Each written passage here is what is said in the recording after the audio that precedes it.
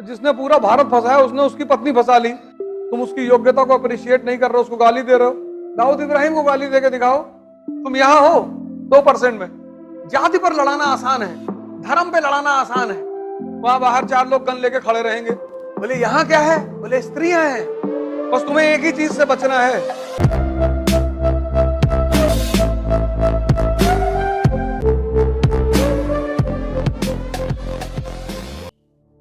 धर्म युद्ध, holy war, किसके किसके बीच में?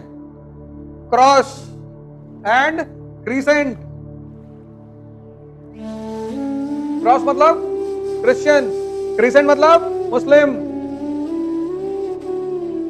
लड़ाई शुरू हुई ईसाई और मुसलमानों के बीच। अब 2 तरह की लड़ाइयां होती हैं, एक राजा वर्ग की लड़ाई, एक सैनिक वर्ग की लड़ाई। इसी को मैं कहता हूं कि दुनिया में 2 तरह के लोग हमेशा रहेंगे, एक शाही वर्ग एरिस्टोक्रेसी, एक आम आदमी। लड़ेगा दोनों, लेकिन दोनों के लड़ने का अप्रोच अलग है। अब ये ईसाई और मुसलमान राजा किस लिए लड़ रहे थे? सिल्क रूट के लिए, क्योंकि जिसका सिल्क रूट पर कब्जा उसका पश्चिम और पूरब के व्यापार पर कब्जा। ये सुनो, और जिसका पश्चिम और पूरब के व्यापार पर कब्जा वो आर्थिक शक्ति, इकोनॉमिक पावर, और जो आर्थिक शक्ति वो पॉलिटिकल शक्ति। चाइना आज आर्थिक शक्ति है ना, तो राजनीतिक शक्ति भी है। लेकिन ये सैनिक, अब इनसे अगर तुम कहते कि सड़क के लिए लड़ रहे हैं, ये दुखी हो जाते कि सड़क के लिए मर जाए। तो जब भी तुम्हें किसी की जान लेनी होती है तो उसको कोई बड़ी वजह देनी पड़ती है कि तुम छोटी मोटी लड़ाई नहीं लड़ रहे। बोले फिर? बोले धर्म की लड़ाई लड़ रहे हो, तुम अल्लाह के लिए लड़ रहे हो, भगवान के लिए, गॉड के लिए। बोला अच्छा, इनके लिए अगर हम लड़ रहे हैं तो क्या मिलेगा? बोले जन्नत मिलेगी। तो मुसलमान सैनिकों को जन्नत और ईसाई सैनिकों को हेवन। और गलती से अगर हिंदू सैनिक पहुंच गए तो स्वर्ग। बोले यहां क्या है? बोले स्त्रियां हैं, ले आओ। बोले और? बोले और शराब, दरिया बहते हैं शराब, बाल्टी में भर के निकाल। अरे बोले सरकार मार डालो, सरकार अगर यही बात है, अगर ये बात है तो मार डालो फिर। तो ये तो ताव में लड़ रहे थे एकदम आगे चल के, ताव था इनके पास। अभी तुम कहते हो भारत खतरे में, कोई नहीं खड़ा होगा। अभी किसी जात को गाली दे तो 4 लोग सड़क पे आ जाएं लड़ने के लिए। जाति पर लड़ाना आसान है, धर्म पे लड़ाना आसान है। मैं बार बार ये कहता हूं कि अगर दुनिया में 100 लोग हैं तो 95 लोग 6 सिर्फ एक आंख का इस्तेमाल करते हैं, 1 आई। और ये जानबूझ के बनाया गया है। मैंने कहा ना, कोई हिंदू है, कोई मुसलमान है, कोई दलित है, कोई ब्राह्मण है, कोई बिहारी है, कोई पंजाबी है, और ये सब मनुष्य ने बनाया है। दिमाग को अगर दिमाग की क्षमता को कम करना है, दिमाग बहुत क्षमता माने ना, तो अगर उसकी क्षमता को कम करना है उसको उलझा दो। सबसे प्यारा फॉर्मूला, दिमाग, किसी के भी दिमाग की क्षमता को कम करना है उसको उलझा दो।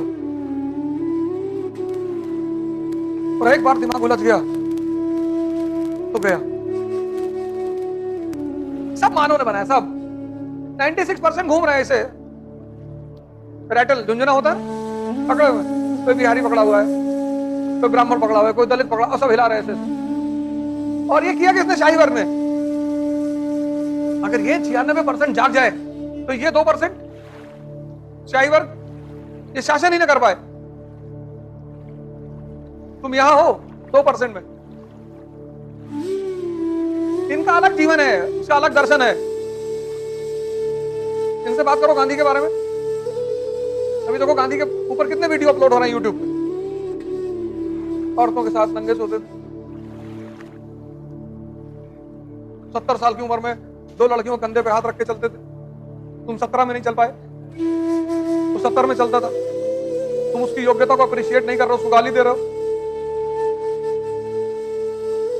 1920 में पढ़ाएंगे मॉडर्न इंडिया, जब राष्ट्र नाम की चीज नहीं थी, तब उसने इतना बड़ा आंदोलन भारत में खड़ा कर दिया, असहयोग। अंग्रेज जैसे मुंह खोल के रह गए कि अरे बाप ये क्या हो गया भगवान, और तुम उसको गाली देते हो। तो सवर्ण तो उसको इसलिए गाली देता है कि वो 2 लड़कियों कंधे भार रख के चलता है, दलित भी देता है। हम हरिजन के गांधी नहीं है, हम गांधी के हरिजन नहीं है, सब उसको गाली देते। दाऊद इब्राहिम को गाली देके दिखाओ। हम तो बोलते हैं यूट्यूब पे, किसी की अम्मा ने दूध पिलाया तो दाऊद इब्राहिम को गाली देके दिखाए, उसके घर जाएंगे पैर छू कर आएंगे उसका। कराची से गोली चलेगी, लाहौर वाहौर ऐसे दिल्ली उल्ली होते हुए तब घुसेगी दिमाग में। तुम कितने बड़े भी तोप हो। जैसे पहले शब्द भेदी बाण होते थे ना, ऐसे शब्द भेदी गोली चलेगी। से अमृतसर होते हुए से दाहिने बाएं टप्पा खाते हुए पहुंचेगी। यहाँ गांधी को गाली दे रहे हैं। नेहरू साहब ने कितने काम किए हैं। 1947 से 1964 तक का भारत देखो। भारत की कोई वजूद है?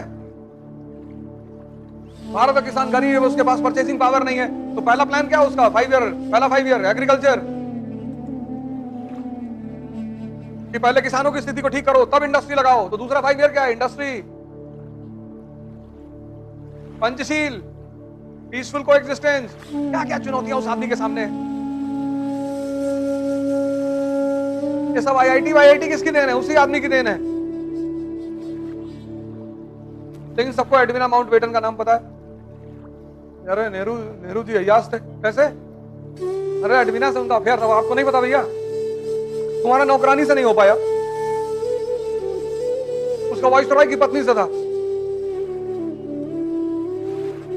जिसने पूरा भारत फंसाया उसने उसकी पत्नी फंसा ली, और तुम उसको गाली दे रहे हो।